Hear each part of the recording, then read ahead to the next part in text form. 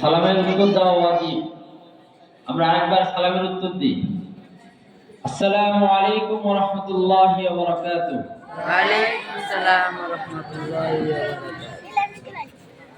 আলহামদুলিল্লাহ আলহামদুলিল্লাহি নাহমাদুহু ওয়া নাস্তাঈনুহু ওয়া নাস্তাগফিরুহু ওয়া না'উযু বিল্লাহি মিন শুরুরি আনফুসিনা ওয়া মিন সাইয়্যাতি আ'মালিনা।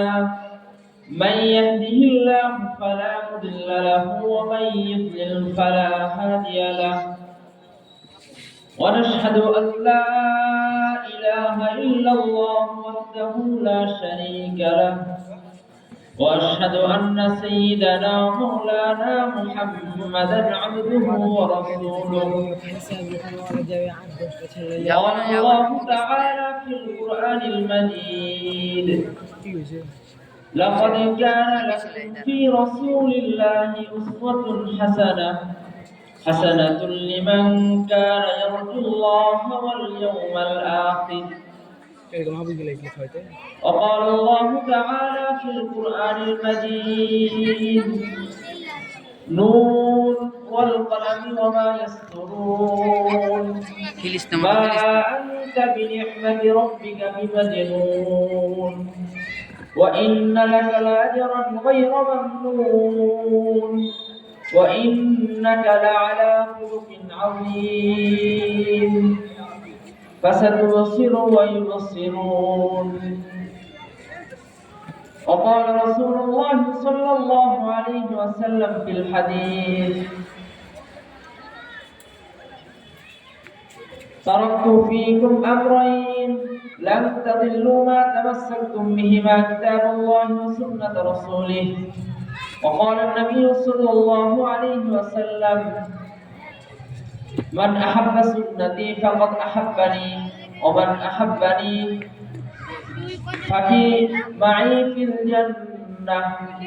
صدق الله العظيم. সম্মানিত উপস্থিতি, আমরা সকলে জানি চাঁদলাই জামে মসজিদ কমপ্লেক্সের পক্ষ থেকে 2 দিন ব্যাপী বিশাল ওয়াজ মাহফিলের আয়োজন করা হয়েছে এবং আমরা ইতিপূর্বে একদিন অতিক্রম করে ফেলেছি। আজ আমরা দ্বিতীয় দিনে পদার্পণ করছি।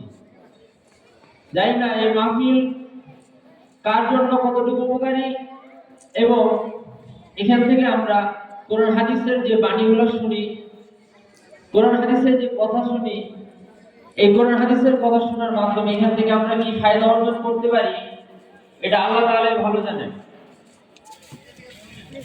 মানুষের কাজ হলো চেষ্টা চালিয়ে যাওয়া, আর সফলতা আল্লাহ তাআলা দেন। আরবিতে একটা প্রবাদ আছে, আস-সা'য়ু মিন্নি ওয়াল ইতমামু মিনাল্লাহ। অর্থাৎ মানুষ কেবল চেষ্টা করতে পারে, মানুষ কেবল চেষ্টা করবে, আর পরিপূর্ণতা দানকারী হলো মহান আল্লাহ তাআলা। মানুষ চাইলে আল্লাহর ইচ্ছার বিরুদ্ধে কিছু করতে পারবে না।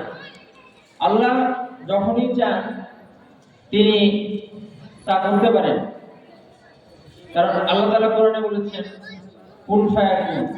আল্লাহ যদি বলেন যে হয়ে যাও, তখন হয়ে যায়।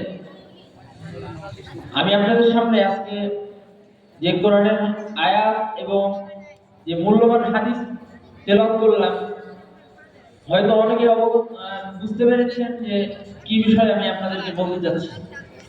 তারপর আমি বিষয়টি স্পষ্ট করে নিই।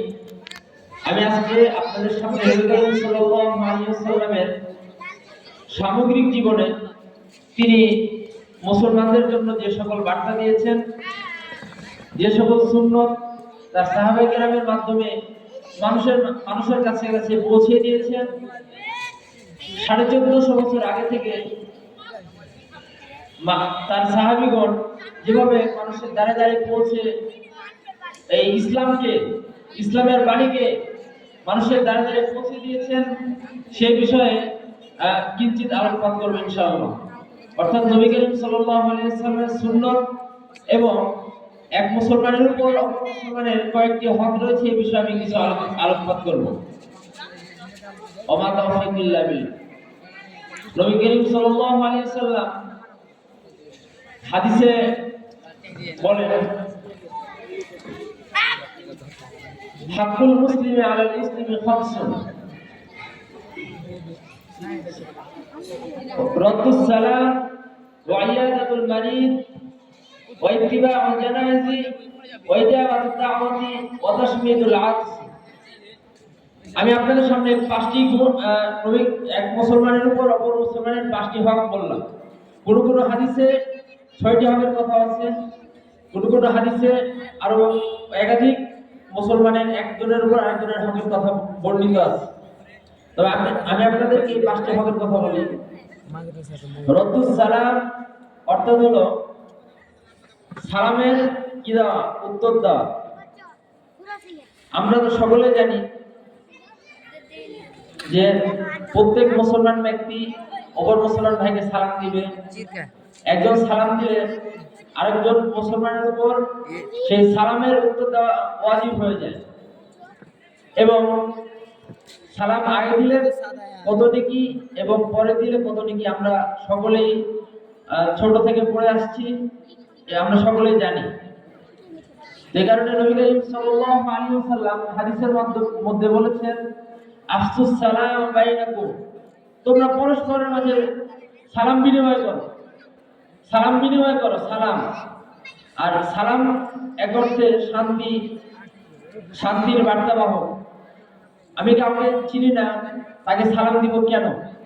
কিন্তু নবী করিম সাল্লাল্লাহু আলাইহি ওয়াসাল্লাম এই বিষয়টা বলেছেন, তোমরা চিনো না, তোমরা অপরিচিতদেরকে সালাম দাও, এই সালামের মাধ্যমে পরিচিত হবে। তুমি সালাম যেহেতু শান্তি, অন্যের উপর শান্তি বর্তায়, তুমি যখন সালাম দিবে কাউকে তখন তুমি ব্যক্তির জন্য দোয়া